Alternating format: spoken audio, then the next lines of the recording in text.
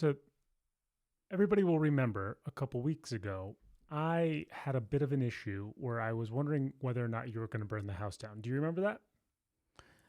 I never was going to burn the house down, but I do remember that. But you remember that I do. had expressed concern about the fact that you may or may not be planning on burning the house down. I might have been a little obsessed with fires, for sure. Okay. For those of you who don't live in the greater northern Nevada area, particularly Reno-Sparks area, there's an arsonist on the loose right now that authorities believe is in charge of 11 fires. Now, do I have any evidence that Deb is starting fires? I don't have any evidence like that. No way. But I do know that she's the last one to go to bed. And that is true. I'm always all the last these one to fires have been happening in the late evenings. So I'm not connecting the dots. That's what the report said. Oh, okay. So I'm not connecting the dots. I'm just here saying would be convenient that when in our podcast we talked about Deb being overly concerned with what we're going to take from the house. And then all of a sudden the authorities are saying there's an arsonist on the loose. So Kevin, how are you going to feel if the police knock on the door? I'm going to feel justified because they're clearly knocking on the door for you. So what was it when you told me about the arsons? What was the first thing I said to you? What would you take from the house? Exactly. Which only furthers my point. What I'm actually obsessed with. Right. That only furthers my point that you may, in fact, be an arsonist. I'm not. That's worrisome to me. I'm not. I'm not attracted to fire that way. You're safe. I feel not as ideal. This can be. Yeah. When you whisper, the microphone doesn't pick that up. So safe. So as far as everybody knows, she is safe an as can be. Absolute arsonist. I just want to say it feels serendipitous, and that's a really nice fluffy word for something that could otherwise be terrible. The arsonist maniacal. has not reached our exact part of town yet. No, it's all south of town, which makes sense because you live in this part of town, and you wouldn't want to burn your own part of town. Yeah. Yeah, I can go with that. That's worrisome to me. So, may I say this? Of course. This is the first time Here we go. videoing. Here's the first admission to arson. Oh, No. Sorry. Okay. This is the first time we're videoing. I can tell that because you are playing to the camera now more than you do to me, and that's okay. It's like when I make a comment, your first thought is, I'm going to look at that camera and make a little bit of a schmuggy face as opposed to actually talking, because the podcast is the other half to this now. I agree. So what I want to explain to everybody is this. I talk with my hands. I hit things, the desk, lights, stuff's going to move. Just, I know it. Please accept it. Here's the other part. Right now, if my eyes are here, I'm looking at Kevin. There's the camera. So if I really feel compelled to look at you, that's where I would look. My computer's in front of me, so if I look down, that's honestly what I'm looking at. I just want everybody to know. And if I look at like some freakish cartoon character whose eyes are going like this all over, it's because that's actually what's happening. That's actually my role. I'm the one who's supposed to look around crazily as I have so many things happening.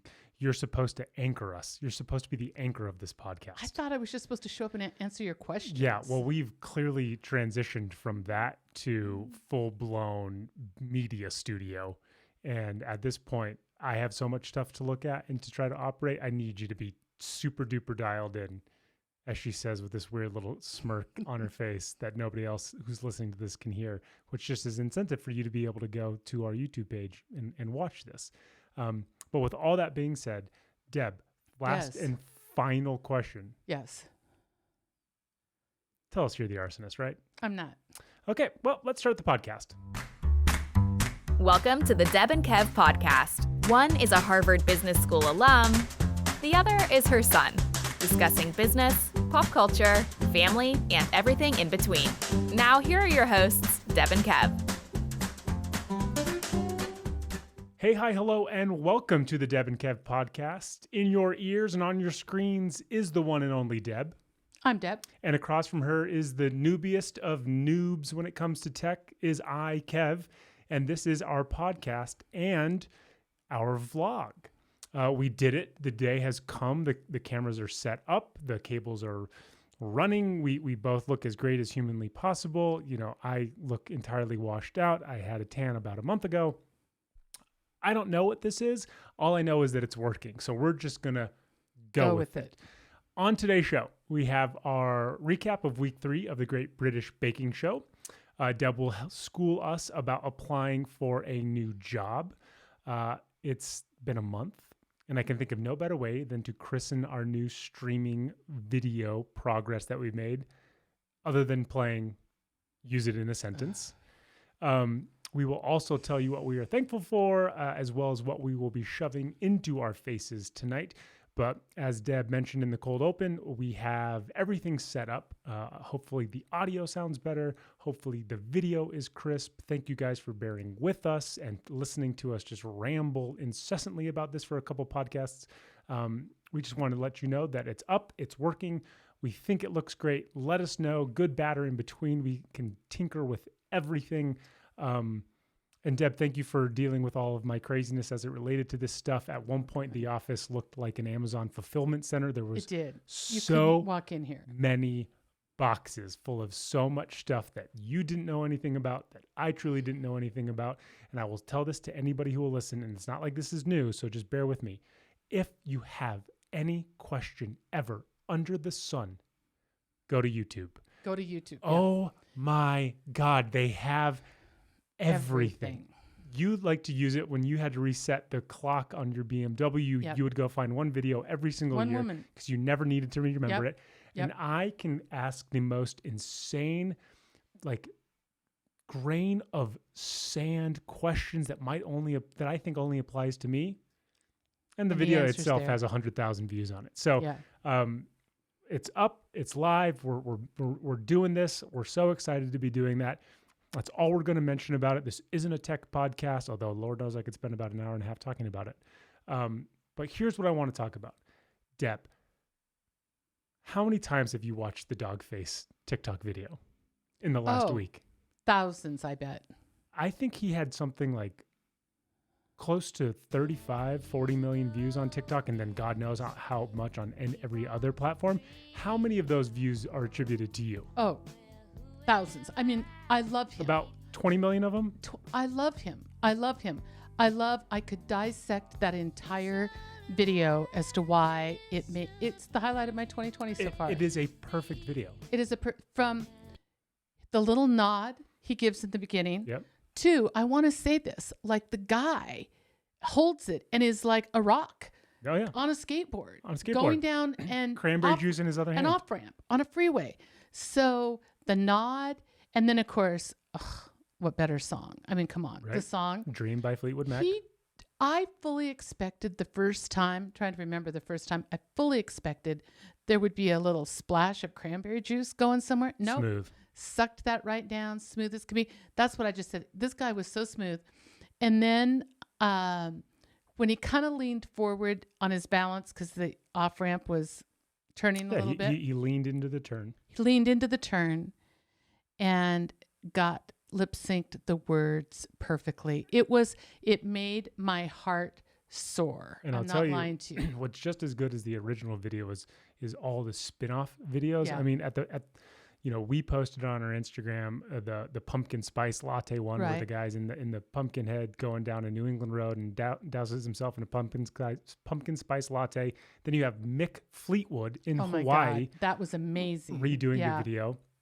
And then you have 1,000 other iterations of it that have, popped up. People in helicopters, people. I saw one on a private jet the other day. Jet. It was super cute.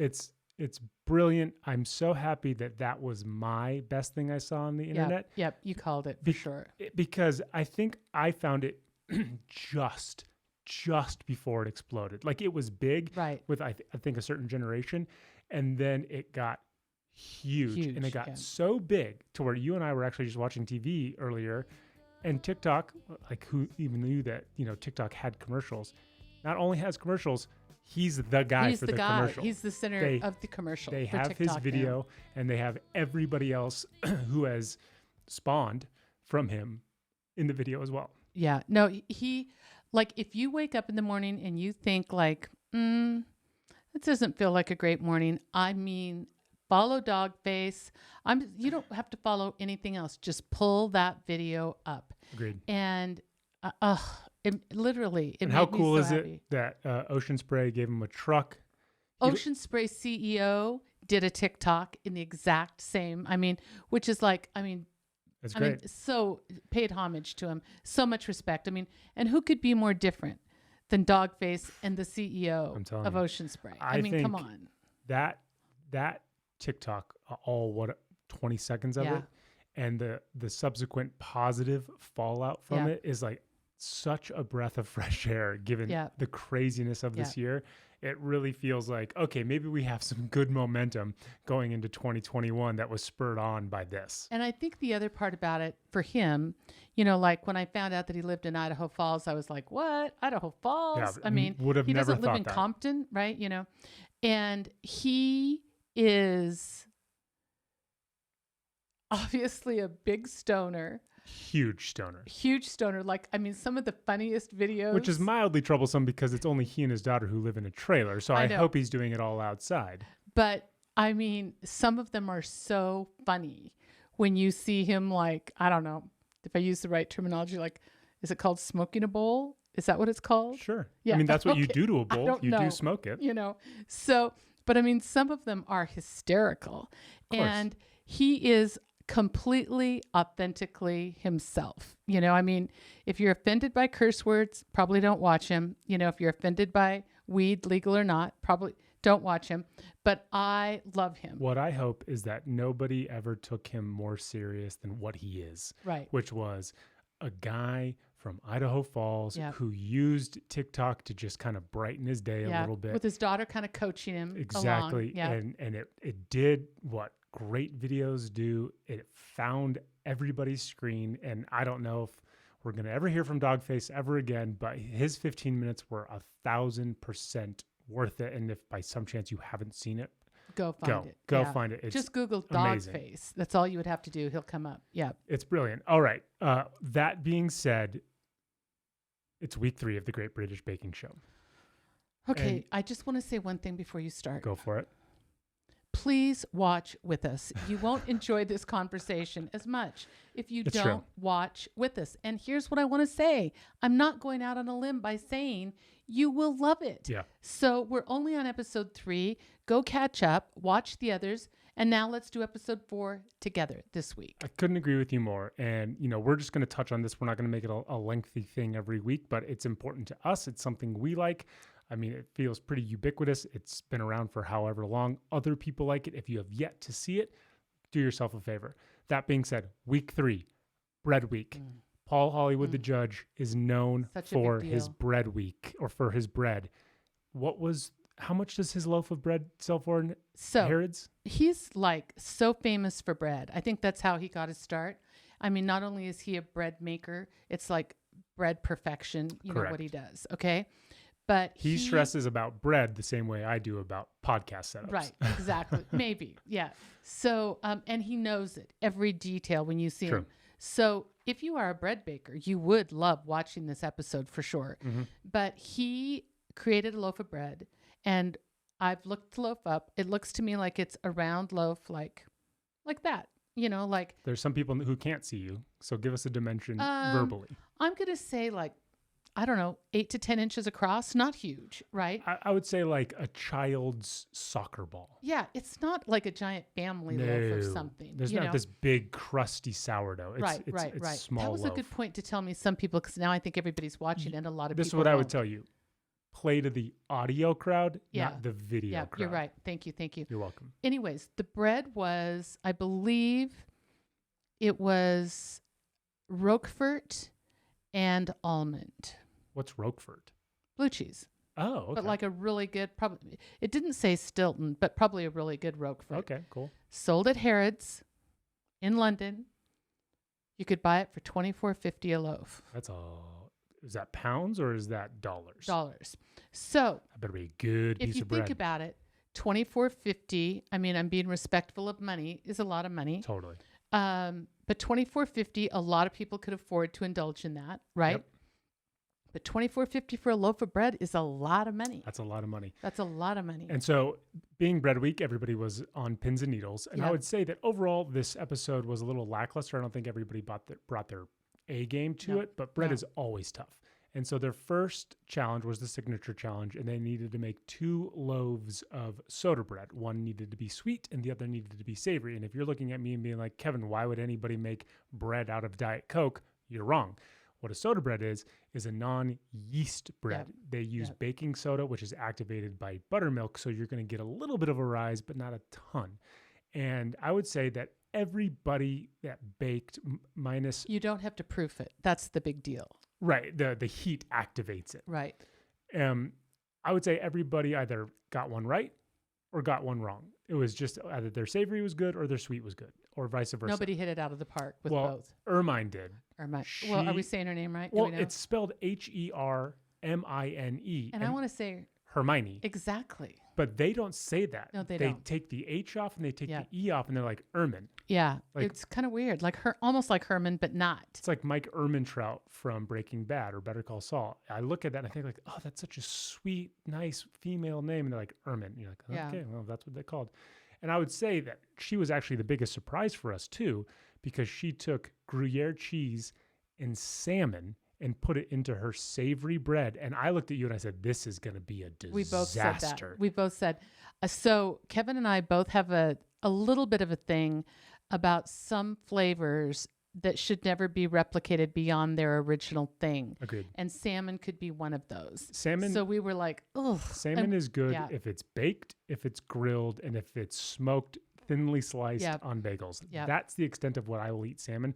So if you're taking chunks of salmon and putting it into bread mix, gross. Yeah, in an omelet, not me. I mean, I'm not an omelet salmon person. But what do we know? Because she knocked it out of the park, and Oh my Paul gosh. gave her the second handshake Yeah. of the season. Yeah. So going into the technical challenge, I think it was Ermine, Hermione, whatever her name is, leading the pack, and then our guy Peter, kind of Oh. bringing up the rear because he bakes gluten free because his brother is gluten free, and he still bakes on the show gluten free. Yeah. And that's going to catch up with him. And I think that's going to be his Achilles heel because In fact, we said that this week. He's got to stop. he's got to stop doing that. Your brother's not even there. So yeah. moving into the technical, which is blind, nobody knows what they're doing, was rainbow bagels, which you have all seen on Instagram before. And they only had about an hour and 15, hour 30 minutes to do it. And I would say that really nobody did a great job. Linda did an okay job. Everybody else's were either underproofed or they were boiled too long or they were too thin. Everybody's tasted okay, but ultimately it was the two marks who excelled. It was Linda who won, and then it was Rowan, Dave, and somebody else on the bottom. So And just as a reminder, Rowan is the character. I say that character my guy. that Kevin loves. But he 'Cause is he's- not in one of Kevin's picks. Kevin just loves him. He's so weird. He's and I weird, yeah. love weird people on television, which is why I wanted to do a podcast and a streaming with my mom. So heading into the showstopper, we pretty much knew Rowan was going to go home, but he could have pulled something out of a bag. Well, really we knew it because he did so poorly last week. Yep. It was a stunner even to Rowan that he didn't go home. Agreed. Yeah. And so for the showstopper, which is the third challenge, they needed to make a large decorative bread harvest plaque in the scene of something they're thankful for. Plaque. I had no idea what that was. Essentially, think of an ornate centerpiece for a table that can have some height, but is meant to be a picture of some kind that is usually never consumed. It's just lacquered and really there as ornamental, but their bread needed to be consumed while simultaneously looking good. If it weren't bread, you'd hang it on a wall.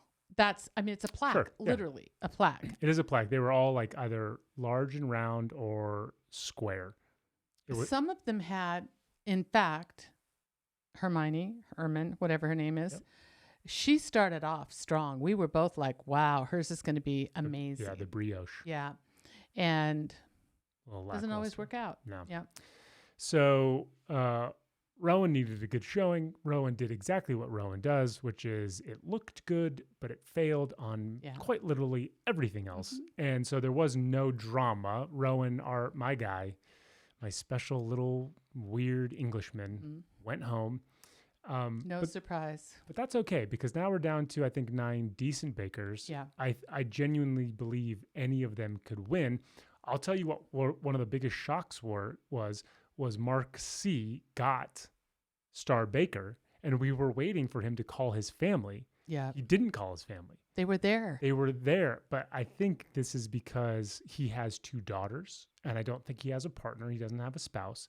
They haven't shown her to us, so we don't know of I any. don't think she or he exists. I don't want to assume what Mark's sexuality is.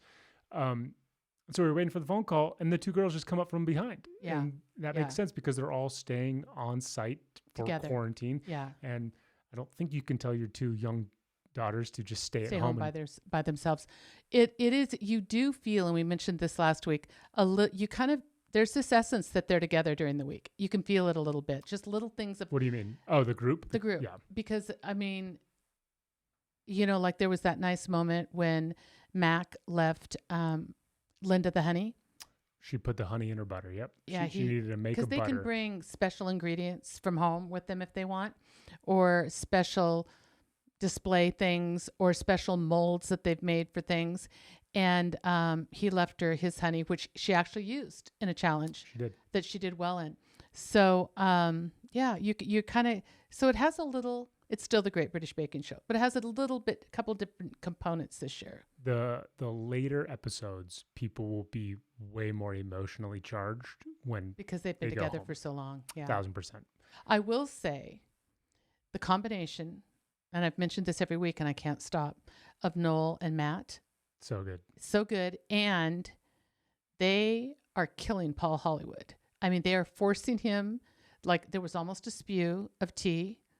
Correct. At the table. Yep. I mean, like they, I think, are purposely going after him, like his serious side. As you should. Yeah, for sure. If somebody who bakes takes themselves as seriously as Paul does, your only job as a host is to make them break. Or, I mean, honestly, that's all I try to do with you.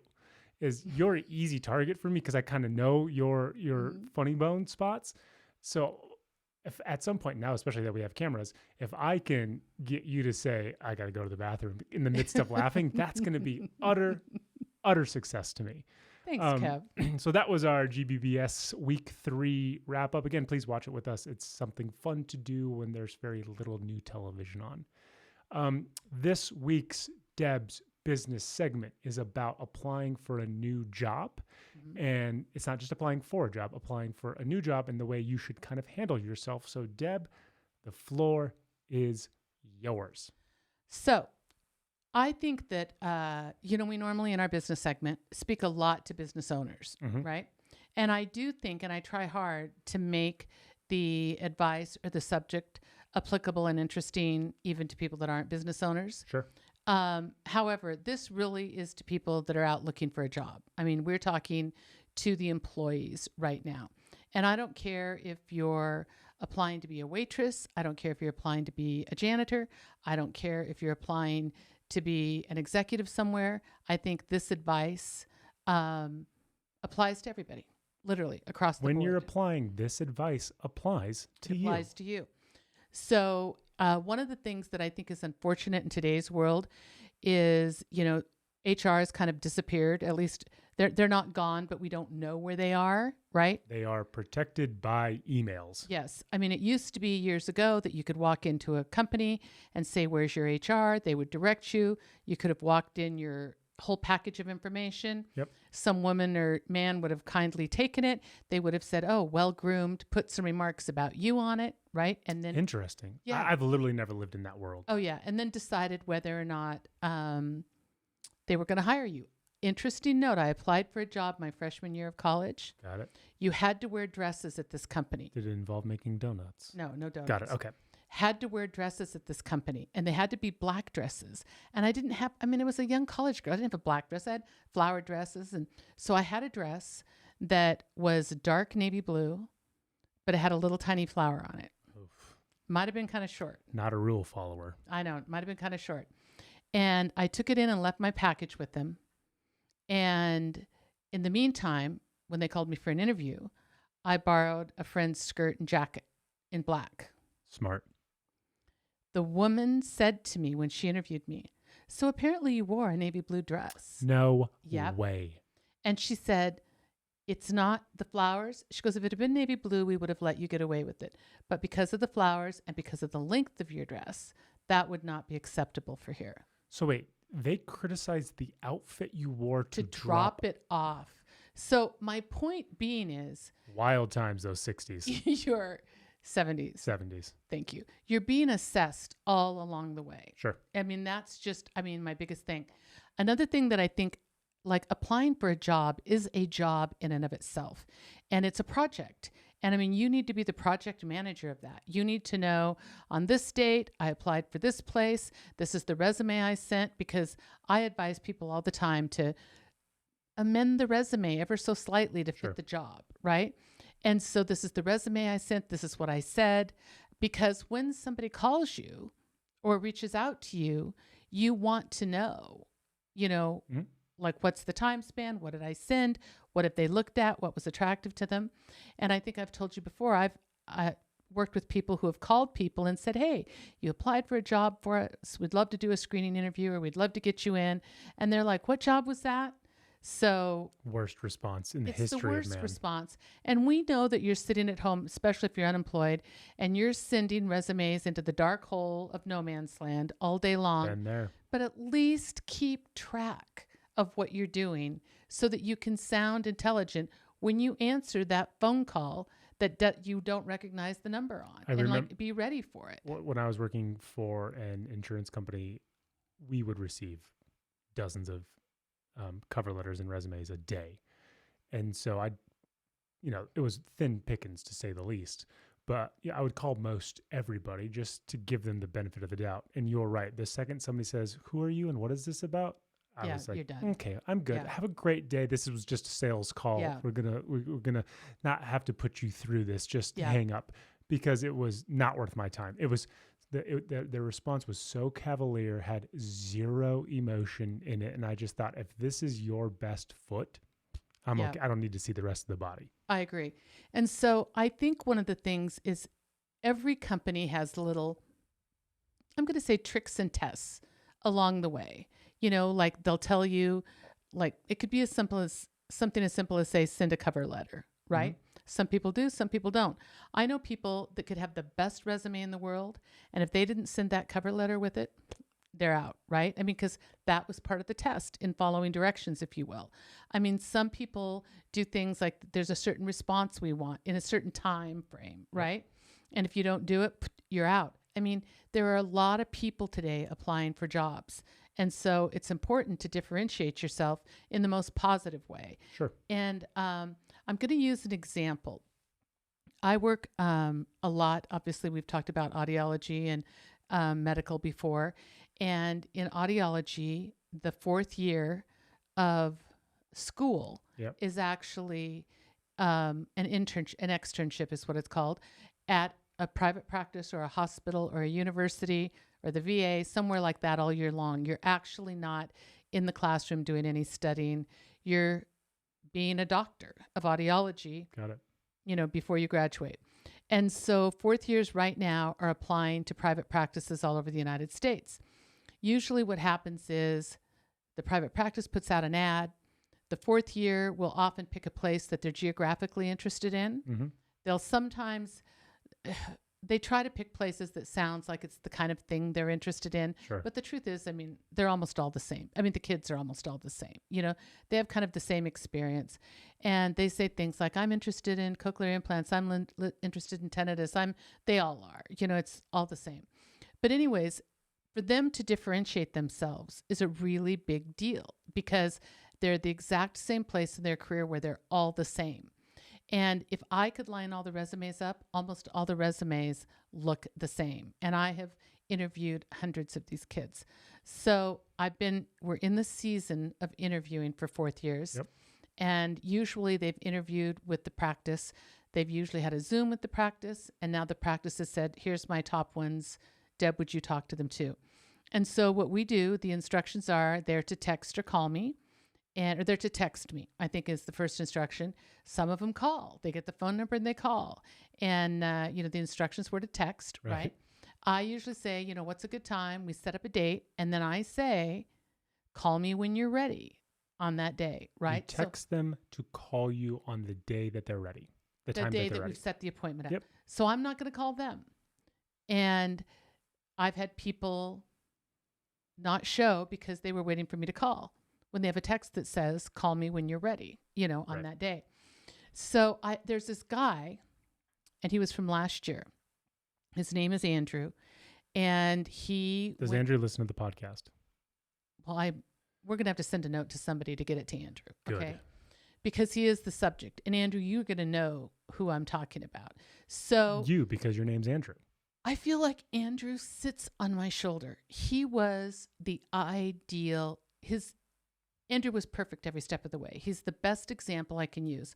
He followed all the instructions authentically, genuinely, with the right amount of enthusiasm, because there is too much. Totally. There is definitely too little. Andrew was terrific. But one of the things that I do when I talk to them is I'm not in a position to really talk to them about the medical piece. Of course. So I talk to them from a business owner's perspective and the kind of things we would expect from them. And so one of the things that I ask them all is, and I tell them, if they don't get the right answer, I'm going to tell them. I mean, how hard is that, right? Yep. If you don't get the right answer, I'm going to tell you what the right answer is. To me, that would actually take the pressure off of me, because you know that it doesn't feel like a setup question. It's hey, you let me know what you think. That might be a wrong answer, but I'm not going to say like, wrong. This is honestly what we were looking for. It's a conversation. Totally. It's a conversation. So I said to him, Andrew, what are 3 things you can do on day 1 to generate revenue for this practice that you want to work for? And Andrew, he got it. He got the money-making thing. He got the time management part of it. He got the productivity. He gave me great answers. I want to say in the beginning of the interview, Andrew told me, I still have this visual. I think he said, I'm in a coffee shop. He said, is that okay if there's any ambient noise? Like he was concerned about the noises I would hear. As am I, Andrew. So, but it was nice. Like I pictured him at the coffee shop talking to me, right? And so he answered that question really successfully. And then he went on to explain to me, like why he thought the owner would care about that question. Interesting. I know. So, I felt like it wasn't just like I threw him a ball and he threw it back. Like there was true engagement there, right? For sure. So then I asked him, in audiology, audiologists are the people that sell you hearing aids, right? If you have hearing loss. And so if you had 100 new patients, for instance, that all had hearing loss, right? We keep track of the numbers that are sold. Do you know what I mean? So there's a closure rate is what it's called, right? And hearing aids are kind of a funny thing because they're often not covered by insurance. They're definitely not covered by Medicare. And so they're really, it would be like telling somebody there's a surgery you need, but it's not covered by insurance, so there's a financial conversation that's attached to it a lot. So I said to him, let's say after month 5 or 6, you were sitting with the owner of the practice and Dr. Jennifer Beebe, that's who it would be in Grand Junction, Colorado. And she would say, the closure rate of our practice is 92%. Dang. And that's probably close to what it is. Okay. And Andrew, your closure rate is 40%. That's not good, Andrew. Well, is it? But I say it without judgment. I just say it the exact way I said to you. Here's what I expect them to do. I expect them to feel like I just gut punched them a little bit, right? Because obviously 92 to 40, that's a huge difference. Yep. And that's going to feel like a loss. There's just no way, if you have any competitive spirit in you at all, right? Totally.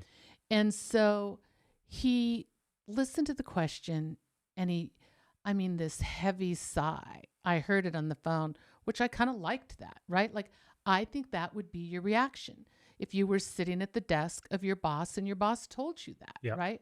And he let me hear that. And he was like, oh man, that would be tough. And I was like, yeah, I don't offer any You're help. right. That would be tough. That would be tough. So what would you do? What would you say? I said, So, Andrew, at that point, what would you say? And he even said, "Man, I'd have to take a minute and gather myself."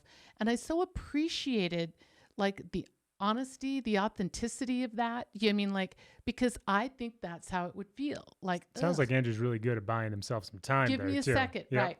But it also sounds like Andrew's in touch with himself. Sure. Like Andrew knows Andrew, which is, I think, the most valuable part of this. So then he said, when he launched, it was so good. He said, I'm going to have to say to Dr. Beebe, I mean, like, I don't know. Maybe I shouldn't see new patients private pay for hearing aids anymore. I mean, not until we can get that number up. And maybe I should shadow you and listen to the things you say because your closure rate obviously is great. Wow. And maybe you should shadow me so that we don't drop that ball isn't dropped, right? That, you can dive in and get it Totally. in case I'm not doing it right. And so he really came up with a plan. He asked me, do you know any books that I could? I know lots of books, Andrew. Yeah. He said, I mean, I feel like I would need to hone up, my sales ability in that particular case. Yep. And so he came up with a plan in a dire situation, what felt dire to him. Sure. He maintained full responsibility for the plan. That's what I really loved. He didn't say, well, I mean, she's going to have to work with me, right? I mean, it wasn't like that where he shoved the responsibility off. Yep. One of the things that I say when I'm ready to get off the phone with everybody, I say, listen, I think of 1,000 things, like when I'm in the shower, when I'm falling asleep. I said, when I first get up in the morning, that I think I wish I could have asked, in this kind of conversation. So, Andrew, if you think of anything, you get to call me. You've got my number now. Call me or text me. He called me 20 minutes later and he said, hey, this is Andrew. And I was like, well, that's fast. By the way, he's the only person that's ever called me. Brownie points. And he said, there's a couple professors at my college. I think I would call him. I think I would say, hey, I think you sold me short a little bit. I need some help here. Andrew's response is to this go is part of your criticize job, the professors. Right? Yeah. I mean, so now, but I felt like it was a really positive thing. Not that he was Sure. going to go whining and crying to anybody, but that he was going to take professors. It was that a teachable moment for Andrew to go Right. up the ladder. Exactly. And take people that I think he considered to be part of his trusted cadre, if you will, and say, you got to help me. I didn't know this part, right? I mean, that's how it felt. So Andrew ended up getting the job. Obviously, and so we love Andrew. This week, we love Andrew. This week, Andrew sits on my shoulder during all these interviews I've been doing. And I just am like, I can't find another Andrew. With an unattainable bar attached With an to him. unattainable bar. Andrew's just holding it up, saying in my ear, Yep. nope, Deb, not that one. Nope, Deb, that wasn't a good answer. So I called Dr. Jen Beebe because I'm like, wonder how Andrew has really turned out, right? Oh, great question. So I call Dr. Beebe and I say, hey, so how's Andrew working out? This right here is full service consultant right here because you did your job. You found her the great candidate. You don't need to do any more. I don't need to do any more. But you're right. circling back around because you love Andrew so much, Right. maybe more than me, that you feel the need to check on his progress. Well, and I want to see if Andrew was one of those, like, shooting stars that burned out really quick. Was he just a great interview guy? Or a liar. Or a liar, right. And, oh my God, with enthusiasm, she said, we love Andrew. Andrew is amazing. His performance is stellar. I mean, Andrew knows himself. He's responsible. He's mature. I mean, so now it's even worse because I know his performance is so far above par. And I just think that everybody needs to bring their A game to the process of applying for a job. So let me steal your thunder here for a second because you use this analogy a lot and this applies as much as it ever has. Applying for a job is like going on a date. It is. And what you are encouraging every applicant to do is be authentically themselves, meaning you're going to show up the same way on that first interview that you'll show up on the first day of work, that you'll show up on the first year having worked there, that you'll show up every day after. You want the people who are planning on applying to be themselves good, maybe a little bad, and everything in between, because it's going to make that overall experience, both the hiring process and the training process and the executing process, so much easier for everybody involved because they know exactly who is coming to work with them. Exactly. And I think I think there's a really nice balance of that. I think, you need to be authentic, but at the same time, when you're applying for a job, these are strangers. You can't blubbering expose your whole self, right? I mean, vulnerability, one of the things that Brene Brown says about vulnerability, because people love to say, oh, I'm vulnerable. And, one of the things she says is the person has to first earn your trust to be vulnerable with them. Yep. So these are people you don't know. So you can't possibly completely trust them. Of course. So there's a little bit, obviously, that you have to hold back and yet still be engaged and still be authentic. But I do think the engagement piece of it was so spot on. I mean, that's what he made me feel, right? That he was so engaged in this opportunity, and he took total responsibility for anything that I proposed to him, which that's what everybody wants in an employee. They want them to own it. They want them to own their job. Sure. So I would say, Dr. Jennifer Beebe, sounds like you got a good one. You're welcome. And then I would say, super humble. Andrew, you're the king as far as I'm concerned. You sit right here. And so far, the bar has... you are holding it, baby. My only That's all I child can is say. flaring up right now, and I just want to box Andrew on the ears. You know what? But do you want to know why Deb really likes him? Because nobody else knows this. Because Andrew's parents obviously made him role play stuff like this out. Yes, obviously. Andrew came to the table and was like, oh, I know this woman's Yeah. game. She's going to ask me hypotheticals. I'm going to be able to, plant myself mentally where I need to be to occupy this space. I'm going to crush it. That's why. Yeah. He was ready. He was ready. 1,000% ready. So make your children role play. Don't It's play the to the best way camera, to get Deborah. them through life. Play to the microphone. Okay, I'm just telling you. At some point, I know we are just going to lose you entirely to this camera, and the microphone's going to be like a foot behind you, and I'm just going to be like pantomiming you to get back in front of the microphone. Okay, so put a nice ribbon on applying for a new job. Applying for a new job is a job. It's a project. You are the project manager of your job. Be aware of where every resume is as much as you can be. Be prepared for that call. If the calls don't come at all, then you've got to take a look at your resume. One of the things that I say is if you go to the job description and it says experience preferred or needed or whatever it says, there are keywords in that description. Ooh, yeah. Take the keywords and use them in your resume. Smart. So I think every resume for every company should be changed up a little bit to fit. Yeah. Because there's software now that screens resumes, right? Mm-hmm. And you want to make sure that some of those keywords are grabbed. And if it's a person, you want your resume to look like it fits the job description. I'm with you. I think that's great. I think people look at applying to jobs in a silo. Like, here's this. I'm going to wait for the next step, and I'm only going to occupy this space. So if you're going into it thinking the second I get a phone call, not a face-to-face interview, certainly not a working interview, the second I get a phone call, I have to be Johnny on the spot, 100% authentic without being vulnerable. Right. That is what is going to be the differentiator between somebody who gets to progress and somebody who gets hung up on after 10 minutes because they're like, wait, who is this? What is this phone call about? I think what happens sometimes along the way, and especially if people are lucky enough to get 2 or 3 opportunities at once, I think one of the things that happens along the way is people start making some assumptions about the company or about the process, and they don't bring their A game anymore. And I'm like, bring your A game all the way through. Even if you have those thoughts, bring your A game. At the end of the deal, you want all the choices in your basket. You want to be able to decide. You want everybody to have picked you, that you were everyone's number one selection, and then you get to pick from the best that suits you.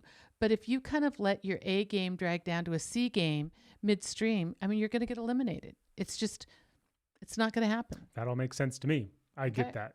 but oftentimes things make sense to me because I'm your son and other people think we're idiots. So. And I've been like ragging in your ear for 1,000 years. Ugh, the amount of times you forced me to role play situations. Okay, pretend I'm your coach. Okay, pretend I'm your teacher. Okay, pretend I'm your boss. Obviously, I have Pretend I'm issues. your friend. Would your friend have liked it when you said that? Obviously, I have issues with authority figures in my life. But blame that on Deb because she made me role play all of it and then complimented me on the way I handled it, which probably then said, no, you're wrong, teacher, professor, coach. I handled this right. My mom said so. We role played about it last night. So may I say, no, because I don't want a Mike Pence moment here. There's a fly in this room. It's not a fly. It's like a little yes, gnat kind of thing. I'm but so if happy you said that. something ends up on my forehead or my hair, will you tell me? No. Just like Mike Pence. Just like Mike Pence. No, it's funny. It was buzzing between the two cameras, and I thought to myself, oh my God, we've recorded one thing and we're going to end up with a fly on ourselves. And people are going to think we're not even that original that we stole it. I know. That's how I feel. That's great. Segueing on. Deb, it is time to play America's favorite game called Use It in a Sentence. If this is your first podcast or if you've forgotten how we play this game, super straightforward. I find words on urbandictionary.com that are affiliated. That's what I need to start studying. Don't you dare. It is a horrorscape. That words that are used by Generation Z, words that are used by millennials, things that I hope Deb has no earthly idea about so that we all get to listen and now watch her think through what these words could possibly mean. I'll give you the word. I'll give you the part of speech if I'm even aware of what that possibly is. And then it is up to you to properly use it in a sentence. And it's a point system. You can earn up to 5 points because there's 5 words. And then there's a bonus question at the end. Deb, are you ready? I am ready. Your first word is bops. B-O-P-S. Bops. So is that an abbreviation for anything? It is not an abbreviation, and I would say it's a adjective. So it's a descriptive word. Correct. B-O-P-S, bops. Okay, so I was at the nightclub. Oh, yeah. God, listen, you were spending a lot of time at the club. I was at the nightclub with my friend Amanda. What up, Amanda? Yeah. And we were standing in line. We were pretty close to the front. Okay. You could hear the music piped outside. You know how they do that at nightclubs? Keep going with this thread. Yep. Okay. This train of thought is good. Yep. And I get this far and I get so nervous. I don't know. That's okay. You're doing well. If there's like a progress bar, you're like 80% of the way there. Okay. I don't want to blow it now. And so we're kind of to the music. For those of you who couldn't see her, she's just shimmying those shoulders. So we're kind of like moving to the music. And I turn to Amanda and I say, wow, those are some bops. Oh, that would be a noun. No, I don't say that. I say, wow, that music is bops. I don't know what I say. You would say, wow, close? that music bops. That music bops. That's a point. Is That's that a point? Easily a point. Okay. You got your way around kind there. You figured it out. Okay.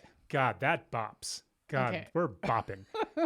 Yes. Not bebops, right? No, and certainly not. Bops also feels like a 1950s word, doesn't it? I know it does. That's why I kept thinking bebops. Bops is used to reference a good song, to say that a song is really good. Like that 2 Chainz song, Bops. Which I probably will never say that. We're going to listen to 2 Chainz together in the car for an hour. All right, 1 for 1. Good job, Deb. Yay. Your next phrase or word is clapback. Oh, C-L-A-P. I feel like I might know this. Oh, okay. Well, let's just forget this one. C-L-A-P space B-A-C-K, clap back. I only say that because I don't have confidence about this very often, but if I'm wrong now, I'm going to feel really terrible. It's a verb. It's an action word, okay? Yes. So I was with my friend Liz. Okay. And Liz is great, but she's a little whiny. She's the best. Yeah, but she can be a little whiny. Oh, not when she's whiny. She's not the best. And, so she'll kind of complain about this person or that person or this thing or that thing, right? Mm-hmm. But she never is that way to me. She doesn't complain about me. However, Liz and I were at lunch one day, Oh, no. and it felt like all the complaints were headed in my direction. Liz. And I was getting pretty tired of it. As would I. And I looked at her and I said, Liz, if you don't stop it, I'm going to clap back. Oh, with a hand motion. With a hand motion. You need to follow the stream simply for the hand motion, because I think she ripped off Liz's face. That's absolutely correct. That's absolutely correct. I'm dying. Replacement phrase for the word comeback. Like, don't make Okay. me come back at you. Don't make me Yay. clap back at you. There you go. Claps for the clap back. 2 for 2. All right. I think this one is going to be in your wheelhouse. The phrase number 3 is, that ain't it, Chief. Oh, That ain't it, Chief. That's just a declarative statement. How would you use it? okay. That ain't it, Chief. So when Kevin was a little boy and he was in middle school, Okay. they had a thing called a Panther Plan. Pretty sure I was like 6'4" in middle school, so were. I wasn't a little boy. But You were okay. 6'3". Got it. They had a thing called a Panther Plan.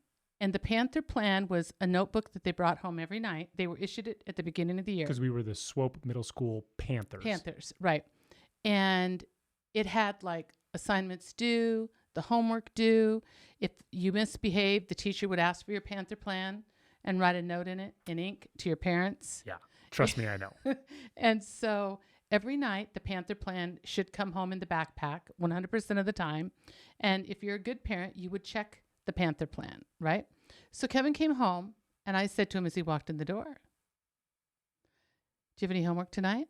He said, "No." Are you telling a real story, or are you going to use this in a sentence right now? I'm going to use it. As Okay, good. Because I thought we were just like diverting into something else No, entirely. what was the thing again? That ain't it, Chief. Okay. And so he said, "No, there's no homework." And so I said, okay. So then as he's heading up the stairs, I say, "Can I have your Panther Plan?" And he goes, "I left it at school." And I turned and I looked at him and said, "That ain't it, Chief. Get down here. You've got homework." Is that good? The response said when someone says something that just isn't correct. There you go. That ain't it, Chief. That ain't it, Chief. And if you have a small child at home and you don't at some point look at them when you know they're wrong and say, that ain't it, Chief, that's on you, because that's gold. A good parent would say that and use it. All right. Word number 4. Yep. Yurt. Oh, yeah. No. Yurt. Do you say it like that? Yep. Y-U-R-R-R or Y-U-R-R. Yurt. So, I feel like you What might is be it? sneaky good at this one. what is it? I don't know. You don't know. It's I just, don't it's think like, that- I is don't it like think- yeet? I don't think this follows grammar. Is it like yeet? Kind of. Kind of. Yurt. So I'm at the beach. By yourself. I'm at the beach with a bunch of girls. All the girls. And there's a bunch of guys at the beach too. Oh. hmm And we're looking at the guys Yup. and they're looking at us. Of course. That's what men and women do. And one of the really good looking guys comes over and talks to our group for a while. Oh, nice. And as he's walking away, Yeah. I say, "Yurt."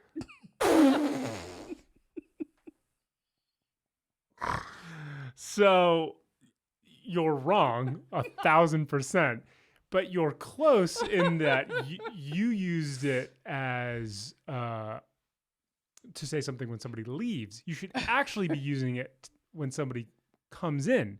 So your is a way to say like "what's up" or "yo." So if I walk into Oh. the house and you're in the kitchen, I go, "Hey mom, what's up?" You just go "yurt."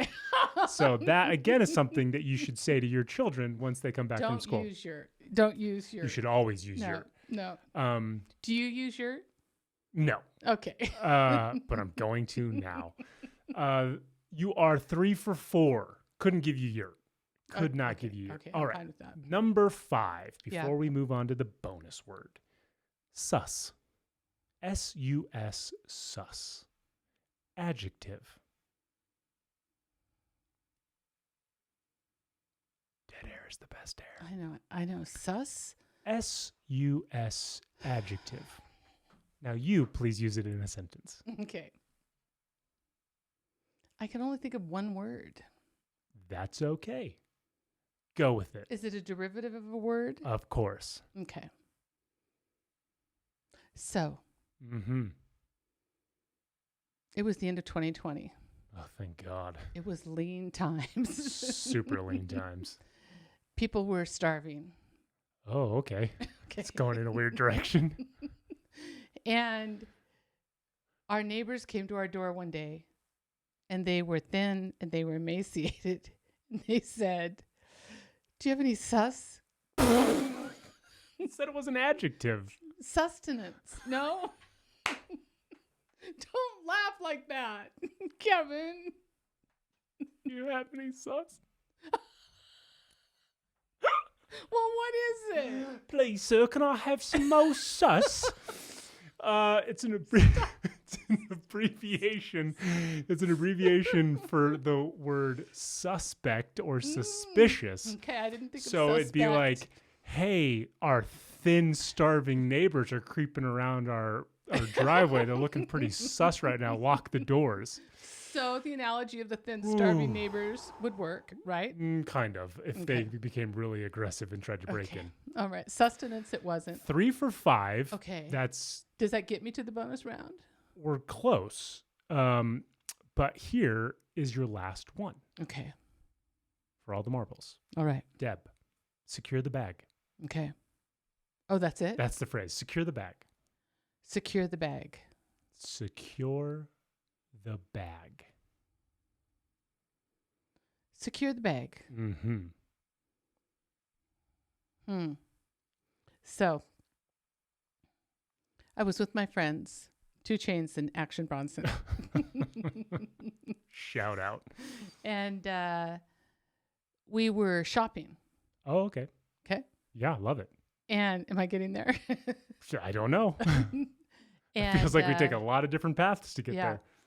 there. And we went in this one store, and it was a very cool store. Love it. And it was more Action Bronson style.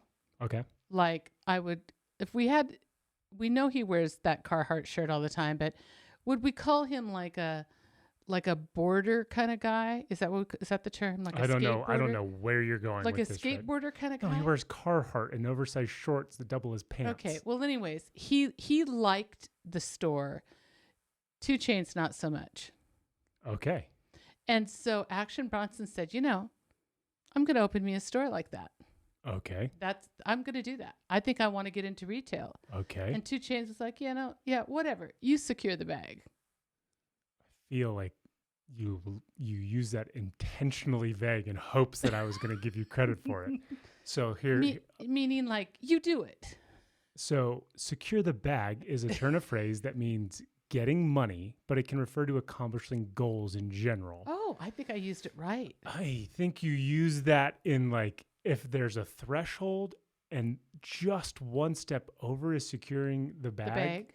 Used correctly, I want to say that you probably So Kevin, used it use correctly. it for me in a sentence. Action Bronson opened a store, and 2 Chainz walked in, and he said, "Yo, bro, what you finna do here is dope." What you finna to do here? Yo, bro, what you And he'd be like, finna... and the I don't music on the speakers is bopping right now. Nothing is sus. Secure the bag, homie. Okay, all right, okay. Do Um, I get half a point? I feel like we just set back the podcast maybe 5 months, and we haven't even been around that long. I know. I think that was a great job. I think I would give you 4 of 6 for sure. Sus 4 and, of 6 makes me happy. I've had like 0 of 5. Sus and so- your were worth the price of Sus. admission, to say the least. Okay, Deb, Yeah, as we wind down this first podcast/vlog, yes. what are you thankful for this Monday? Okay, so I have 3 little things. It's Okay. little things for me. Of okay? course. This is not a little thing, but Kevin, honest to God, the work you put in Oh, thank setting you. all this up, I mean, this would not be happening without you. True. 100%. Like, I really, honestly, sweetie, look at me. Thank you. Amazing. Appreciate it. Amazing. And I'm so grateful for all that you've done. And thank you for dealing with my nonsensical word vomiting about this process. About which I know nothing. But so don't I. But I listen intently. Good. And act like I'm interested, right? I know I'm losing you once you just start nodding. I'm Yes. like, oh, she's gone. Got to move on. Good. Okay. Yep. And then, so then I have two other little things that made me happy this week, and so Go I'm for it. grateful for. One was the other night. It was late, and I had the TV on in our bedroom, and I kept hearing this noise that sounded like maybe it was in the background of the music of the TV. Got it. And so I finally turned the TV off, and across the street in this giant, I don't know, fir pine tree was an owl, and Cool. I videoed it, but it's audio because it was dark out. Got it. Right. And every like 15, 20 seconds for an hour. That's cool. And then you kind of heard him when he flew away. There was like a little shh, So I recorded it. I made you listen to it. You did. You're like, can you hear it? I was like, I can't hear anything. And then I finally heard it. Yeah. It was really cool. And that made me happy. Super happy. Then we, on our Diet Coke drive this week, we were driving Which down. we haven't done in a while because I think the smoke had deterred us. Yeah. And we were driving down by the river, and there was this little, there's this grassy area where there's a lot of shops, and they had made the cutest little obstacle course. I'm going to say for toddlers, for young kids. Oh, for sure. And they were having the time of their lives. And it was just all their parents were standing around drinking coffee, and people were visiting, and all these little kids it was awesome. And so those are my three gratefuls that I got to, experience this week. I agree on all of those. The kids thing doesn't resonate with me the same way that it does, but it was still super duper cute It to was see. cute. And I have to imagine that getting to experience an owl for an hour is better than constantly having to experience an owl. Oh, yeah. My thankfuls are actually to myself, only because I spent the majority of Thursday cleaning out my closets. I know most people do like a spring clean. I don't know why. I always just clean in fall. And that might be the worst time to clean. Shoes, pants, shirts, t-shirts, sweatshirts, everything. I got rid of everything that I don't wear. I folded everything that I kept neat and nice. A well-organized closet is like a godsend. It's heaven. Especially when you do I it. wouldn't know, but it's heaven. Yeah. It feels as accomplished as anything that I do. What once was chaotic is now sorted. What once was felt unclean is now spick and span. Like, it is so refreshing to be able to go in. So everything can hang in its own little place. Exactly. Yeah, that's and then nice. simultaneously, following that urge to clean and purge, I organized my desktop on my laptop. Oh, wow. And that thing can get bad, real bad, with downloads and screenshots and, random folders and this, that, and everything else. So I don't know why I had like an OCD week, and I feel super duper accomplished for that. The only bad thing is when you go to grab a shirt or grab a t-shirt or grab a pair of pants, you actually dread the idea that now you have to mess it up. Yeah. So we need to feel bad for all the people in clothing stores whose jobs are to go in after us, right? That might be the greatest job in the world and simultaneously the worst job in the world if you're OCD. Yeah. Because when you leave, if you're the one who's closing, you can still just look at everything and be like, oh my God, it's so beautiful. But if you have to come in the midday shift in your OCD, it's just cold sweats. Horrible. Those are good thankfuls. All right, Deb, this evening, what are we going to munch on? Well, nothing exciting. And so I'm just going to say we're having, every once in a while, you have to break down and have breakfast for dinner. So I love breakfast for we're having dinner. breakfast for dinner tonight. So we're having bacon and eggs. Love it. And we love Hempler's bacon, which it's an uncured, really good bacon from the Seattle area. And but find it at Costco. We found it at Costco. Yep. And we actually have a friend, Mary. Thank you. She has brought it to us from Seattle before. Thanks, Mary. But there is a recipe, because when you were living in New Orleans, you came home one time, and we've talked about how Dad does not cook, right? Correct. Capable, but doesn't. And he had found a recipe in some article he'd read, that it was a marathon runner who ate this particular muffin, and gluten-free. It's gluten-free. I mean, just coincidentally, it's gluten-free. It's packed with protein. And so we came home to this heavenly smell, and he baked these beautiful muffins for us. We have amended the recipe ever so slightly, but they are in our house a lot. I mean, we have those muffins around. So we're going to have those tonight. So we will share some pictures of the muffins, Oh, and cool. we'll share the muffin recipe. I was going to say, I don't think anybody cares about bacon and eggs, but the muffins. And I they will don't care about. And these are good. Like, you can feel good about eating these muffins. Totally. With the ingredients in them. Yeah. I agree 1,000%. Those muffins are delicious, and they don't last more than 3 days in this house. And if you happen to be gluten-free, this will not make you feel like it's a weird gluten-free product. You're going to love it. Yeah. Not at all. That's great. I only have a couple more things to add to this podcast, and then we're going to be on our way. For those of you who are going to eventually watch this on the stream, I want to make note that we will not release the video on Mondays. Video will be released on Tuesdays because there is some editing that has to take place. The podcast will always come out on Mondays because that's very simple. We're going to add some more animations to this and do this, that, and everything else to it. So the videos will drop on our YouTube page, Deb and Kev Podcast, on Tuesdays. We will not be recording right now the Thursday podcast. That might be in the future for us, but as of right now, it's not. So look for the video content on Tuesdays. The podcast will still come out on Mondays and Thursdays. I'm also wearing a Vote t-shirt right now, which is actually a very Super cool shirt. cool. And I just want to say we are now kind of a third of the way through October. We have an election right around the corner. This is not going to be political by any stretch of the imagination. I just want to encourage every single person to vote. Less than 60% of eligible voters voted 4 years ago, and I would love nothing more than for 100% of the voting public to vote, to express their opinions, whatever party you choose, whatever individual you choose. When 100% of the population votes, nobody gets to squabble, nobody gets to be upset.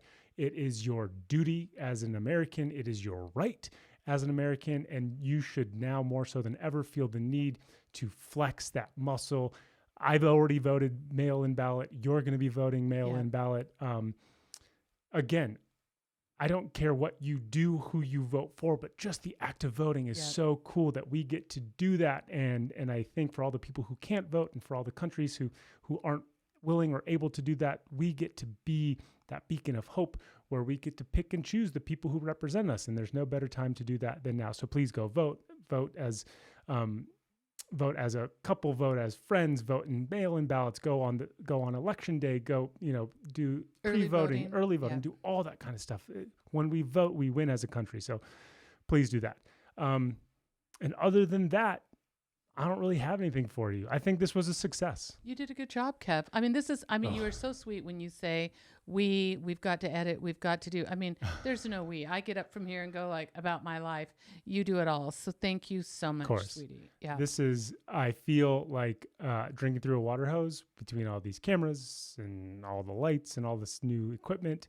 We're eventually going to figure it out. I think this was a great first start. So thank you guys for bearing with us. Yep. And we will see you all on Thursday. Thursday it is. Deb, I love you to death. I love you, baby. We'll see you guys. Bye.